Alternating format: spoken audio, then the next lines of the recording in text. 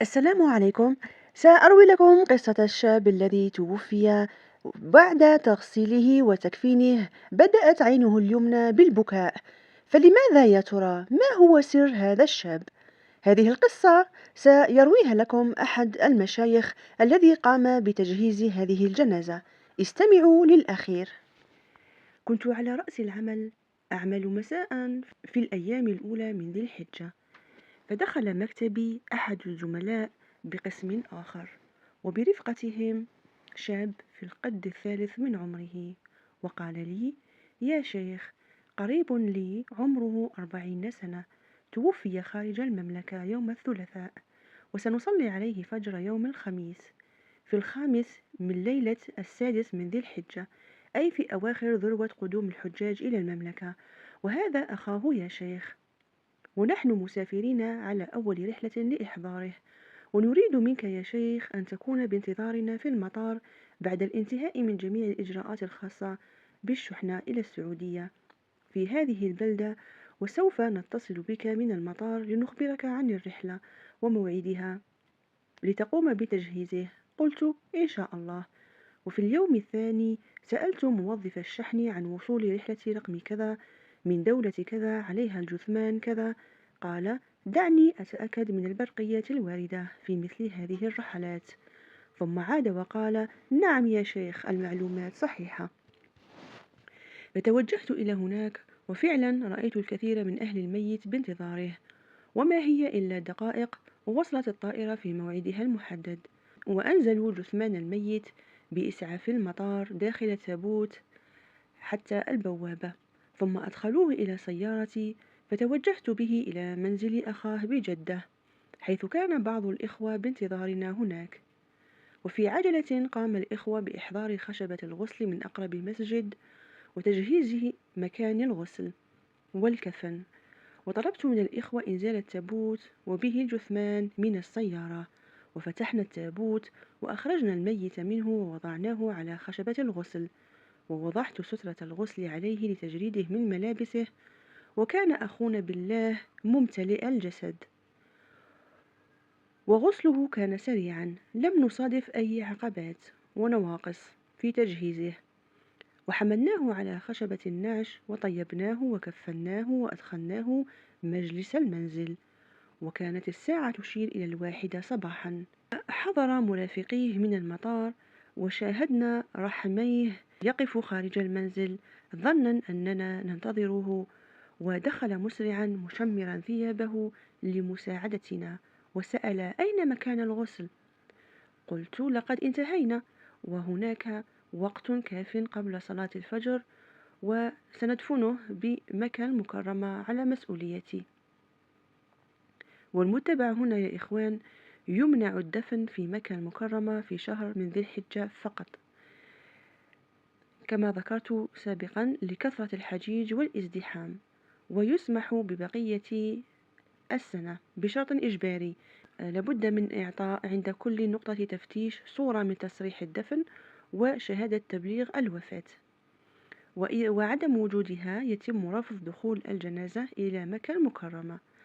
وفي هذا الوقت كان هناك 3 نفقات تفتيش عند دخولك إلى مكة المكرمة: الأول عند أم السلم، والثاني عند الشميسي، والثالث قبل دخولك مكة، ولا بد أن نقف بها جميعا لإثبات الهويات. سبحان الله، نتوجه إلى مكة، وسيارات مرافقين الميت من أقاربه وأصدقائه من الخلف وأمام سيارة الإسعاف، ونقترب من نقطة التفتيش الأولى، ويتم سؤال هويات المرافقين من جميع السيارات من الأمام والخلف، ولا يتم سؤالي عما في داخل السيارة، وكذلك في النقاط الأخرى. وكنت أنا ممسك بصورة تصريح الدفن وتبليغ الوفاة من نافذة السيارة للخارج، ومع ذلك مررت من جانب رجل الأمن ولم يستوقفني ويأخذ التصريح، حتى أنه لم ينظر إلي. ودخلنا مكة المكرمة قبل أذان وصلاة الفجر ب2 أو أكثر تقريبا. وإذا ذهبنا بالجنازة إلى الحرم المكي بهذا الوقت مبكرا، فسوف يطلب منا رجال الأمن عند بوابات الحرم بإنزال الجنازة عند مدخل الحرم، ويطلب منا الصلاة على الجنازة جماعة وحملها للمقبرة للدفن نظرا لشدة ازدحام الحجاج، وأهل الميت يريدون الصلاة عليه داخل الحرم. فقال أخاه: دعنا يا شيخ نذهب بالجنازة إلى منزل الوالد مع الوالدة وزوجته هناك ليشاهدوا ويسلموا عليه حتى قرب أذان الفجر ندخله الحرم المكي. وكان منزلهم قريب من الحرم، فتوجهت إلى المنزل وأدخلت الإسعاف إلى الفناء. وقال أخاه: لا تنزله يا شيخ من السيارة، فقط افتح الباب الجانبي واكشف الكفن عن وجه أخي، وسوف ينزل أفراد الأسرة للسلام عليه وتوديعه وهو داخل السيارة. فقمت بذلك، ثم شاهدت والده ينزل من المنزل وهو محمول على الأكتاف معانق من قبل معارفه، ليس لكبر سنه ولكنه كان منهار القوى لهول المصيبة.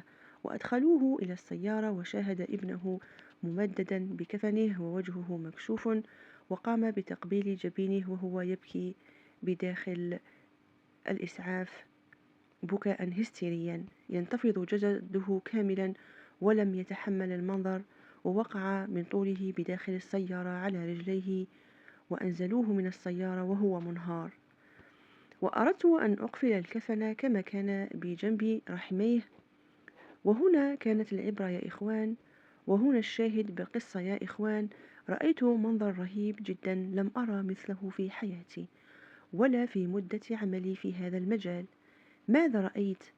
رأيت عينه اليمنى تدمع بشكل غريب وكأنه يبكي، دموع تخرج من عينه اليمنى وتسيل على خده وتبلل الكفن من تحت خده الأيمن.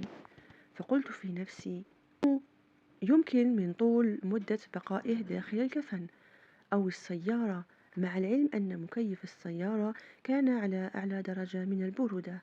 فقمت بمسح الدموع بثوب الكفن من ناحية رأسه وأقفلت على وجهه، وإذا برحميه الذي شاهد المنظر يقول لأخيه: هل شاهدت فلان وهو يبكي؟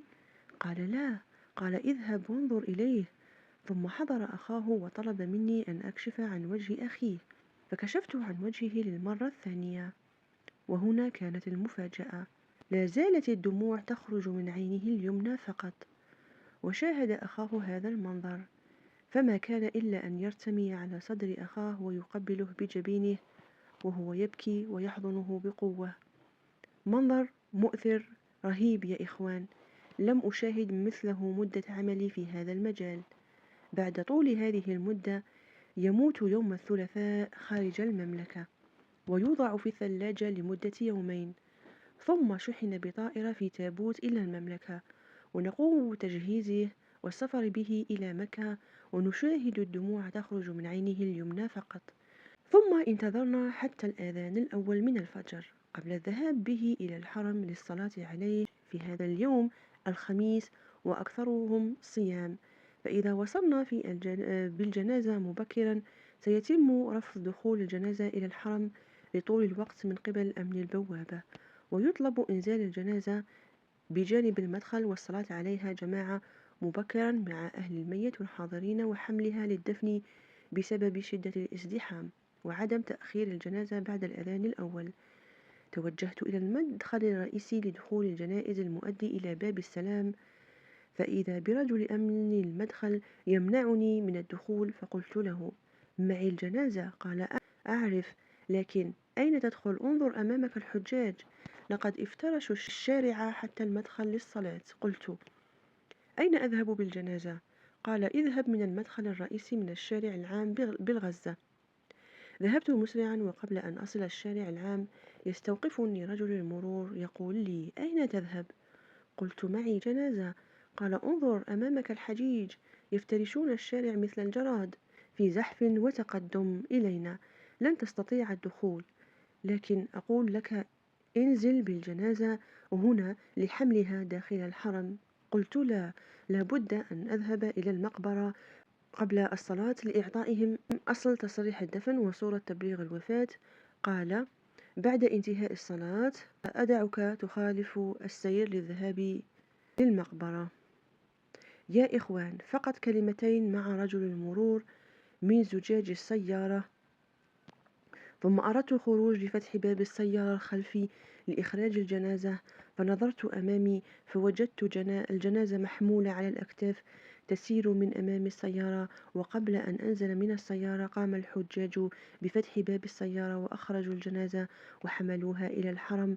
ويقول لي أحد المرافقين للجنازة أنه لم يستطع حمل الجنازة سوى مرة واحدة من كثرة من يحملونها. وصليت الفجر بجانب السيارة، وبعد الانتهاء من الصلاة سمعت إمام الحرم وهو يقول: الصلاة على الأموات يرحمكم الله. كان في ذلك اليوم 8 جنائز صلوا عليها بالحرم، 5 رجال و3 نساء، صلوا عليهم أكثر من 2 مليون مسلم. وكانت الجنائز يذهبون بها للمقابر الممتلئة، والجنازة التي نحملها أول جنازة تدفن، ويقوم بإنزال الجنازة في القبر وفك الأربطة وتغطية القبر بالتراب. ووقف الكثير من المرافقين للجنازة، وكان يغلبهم كثرة الحجاج بإحرامهم، وقفوا على شفير القبر يدعو للميت في الفجر المبارك من الشهر المحرم بعد أن صلوا عليه ودعا له بالحرم أكثر من 2 مليون مسلم. انظروا إلى هذا الأجر وهذه الميتة. أسأل الله أن يتقبل دعواهم ويتغمد هذا الميت برحمته. ولكن ما قصة هذا الميت؟ قمت بسؤال بعض الحاضرين عنه، فكانت إجاباتهم من كلمتين فقط، كذلك أقرباؤه نفس الإجابة. ماذا كانت تلك الإجابة؟ كلهم أجمعوا أن هذا الشاب كان رضي بوالديه.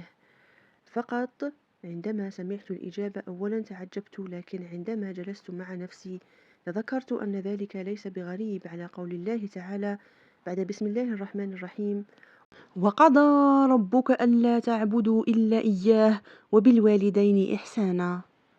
وأسأل الله لي ولكم حسن الخاتمة في الدنيا والآخرة.